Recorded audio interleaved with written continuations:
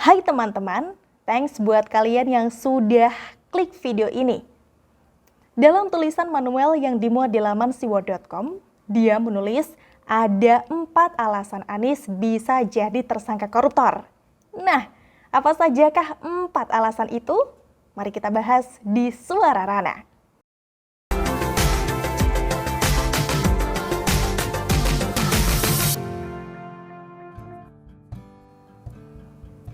Kita melihat bahwa kasus Formula E ini guys sepertinya dipolitisasi ya oleh orang-orang pendukung Anies Baswedan untuk melepaskan junjungannya dari jerat KPK. Saya melihat bahwa dari beberapa fakta yang akan kita bahas, Anies Baswedan ini sangat mungkin ditetapkan sebagai tersangka koruptor. Namun, sekali lagi, fakta-fakta ini harus kita lihat sebagai fakta yang bisa diinterpretasi oleh siapapun. Namun inilah opini saya terhadap fakta-fakta yang ada. Pertama guys, kalian pasti tidak kaget dan tentu saja masih ingat ya, kalau Formula E ini digagas menjadi program prioritas Anies Baswedan sendiri. Pemberitaannya sangat santer dan dianggap oleh para pendukungnya sebagai programnya Anies Baswedan, yang katanya sih berhasil membuat ekonomi Jakarta melejit ya.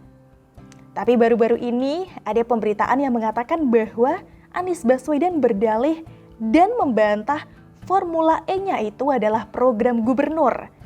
Ini saja sudah membuat kita sama-sama curiga guys, bahwa program Formula E ini sepertinya ada yang janggal. Direktur Utama Jakpro pun juga mengatakan bahwa Formula E ini adalah murni inisiatif dari Anies Baswedan. Jadi fakta pertama sudah sangat mencurigakan bukan? Yang kedua adalah komitmen fee yang katanya sudah ditransfer ke pihak penyelenggara guys.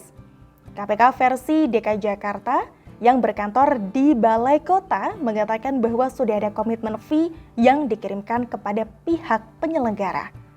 Tapi sampai saat ini belum ada bukti transfernya yang dilaporkan oleh panitia Formula E di DKI Jakarta. Kejanggalan kedua ini memang membuat kita sama-sama melihat bahwa sepertinya ada pendanaan yang tidak dilaporkan. Oke guys, kita lanjut. Yang ketiga adalah soal anggaran yang tidak masuk akal antara Formula E jika dibandingkan dengan penyelenggaraan balapan mobil listrik di negara lain. Indonesia harus membayar lebih mahal guys, jauh dibandingkan penyelenggaraan di negara lainnya. Angkanya fantastis guys, sampai triliunan. Padahal kualitas sirkuitnya kayak lah, sampah. Anggaran yang besar tidak dibarengi dengan kualitas sudah menjadi satu opini yang dibentuk buruk mengenai pelaksanaan dan tata pembiayaannya atau pembayarannya guys. Saya jadi ingat sebuah jargon, kalau bisa mahal kenapa harus murah.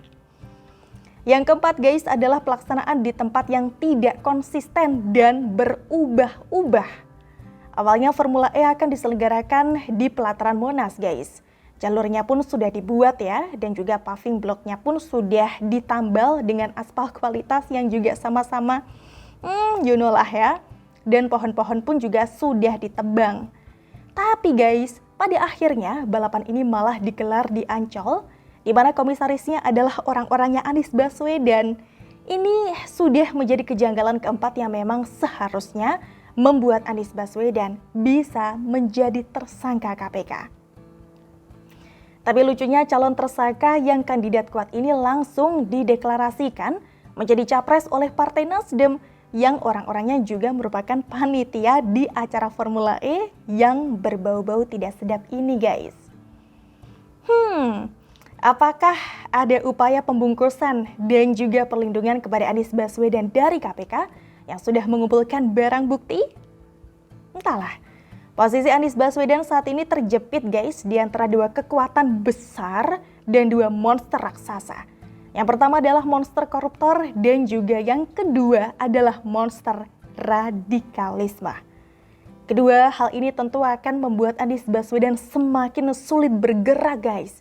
Karena memang dia dikenal sebagai tokoh yang mengendorse radikalisme, intoleransi, dan lebih jauh lagi adalah terorisme. Tidak dapat dipungkiri lagi guys, bahwa Anies Baswedan ini adalah orang dekatnya Rizik Syihab ya, yang semua agama selain agamanya selalu dihina. Pendukung Anies ini pernah mengancam mau meratakan kuil-kuil di Bali untuk agama Hindu. Pendukung Anies ini pun juga pernah menyegel gereja yang sebenarnya sudah mendapatkan izin dari pemerintah secara sah. Tapi guys, yang lebih mengerikan lagi adalah orang ini terlindungi dari jeratan hukum, khususnya korupsi yang sedang mengintainya di beberapa kasus, bukan hanya Formula E. Bahkan media-media abal-abal pun digunakan dan dijadikan bumper untuk melindungi Anies Baswedan guys. Profesor Romli Atma Sasmita pun juga harus kena fitnah dan kalimat-kalimatnya dipelintir oleh media sampah seperti itu guys. Inikah yang menjadikan Anies Baswedan sebentar lagi jadi tersangka? Karena memang sudah banyak bukti-bukti yang terkumpul dan cukup mengecewakan kalau Anies tidak ditetapkan sebagai tersangka. Gimana guys kalau menurut kalian? Tulis pendapat kalian di kolom komentar. Kita berjumpa lagi di Suara Rana berikutnya. Bye-bye.